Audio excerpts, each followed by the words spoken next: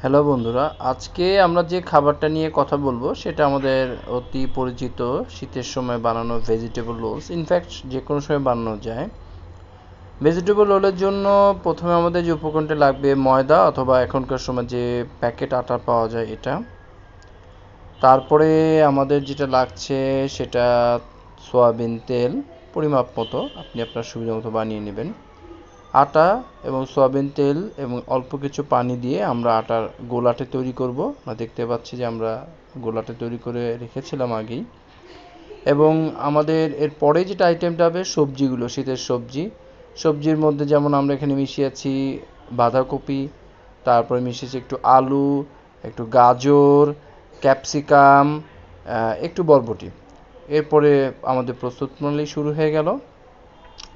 আমরা দেখতে পাচ্ছি এখানে আটার যে গোলাটা আছে এটা গোল করে রুটি বানানো হচ্ছে। এটা আসলে রুটি বানানো গোল করে করাটাই একটা আর্ট। তো কারণ এই গোলার উপর নির্ভর করবে পরবর্তী যে কার্যক্রম, অর্থাৎ রোলটা যে প্যাকেটিং করা সেটা একটা নির্ভর করবে। তো আমরা দেখতে পাচ্ছি যে আমরা হালকা একটু পানি মিশিয়ে নিলাম, কারণ এটা ওই গোলাটা যখন রোল করব তখন এটা যাতে আটকে থাকে প্রপার ওয়েতে, তার জন্য লাগিয়ে নেওয়া। আমরা দিচ্ছি আমাদের সেই ভেজিটেবলের যে মিশ্রণটি সেটি পরিমাপ মতো, যতটুকু সাইজে বানাচ্ছি সেটা। সবজিগুলো মেশানোর পরেই আমাদের রোলের যে প্রক্রিয়াটা, এই যে রোল তৈরি করার যে প্যাকেজিং করা বলতে পারি এটাকে, বা প্যাকেটিং করা, সেটার মূল টেকনিক্স। দুপাশ দিয়ে আমাদের এরকম ভাঁজ করে নিতে হবে। দেখতে পাচ্ছি আমরা ভাঁজ করছি। এরপরে একটা চারকোনা পরোটার মতো হয়ে গেছে। এবার আস্তে আস্তে সাবধানতার সাথে আস্তে আস্তে আমরা গোল করে রোল করছি।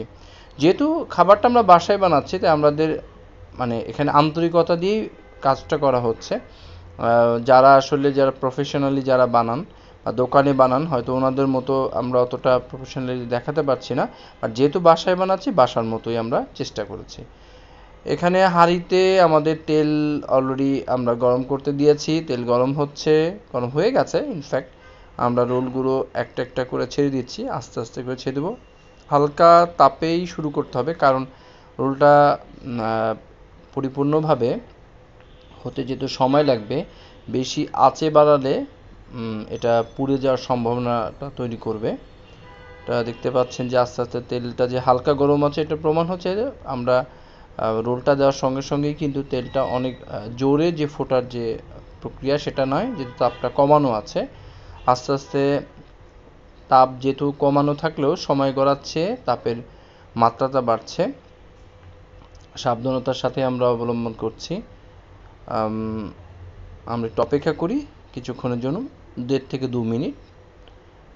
2 মিনিটের মধ্যে পরবর্তী প্রক্রিয়াটা দেখতে পাবো। আমরা দেখতে পাচ্ছি যে অনেকটাই প্রক্রিয়াটা হয়ে গেছে। আমরা নেড়ে চেড়ে উল্টে পাল্টে দিয়েছি।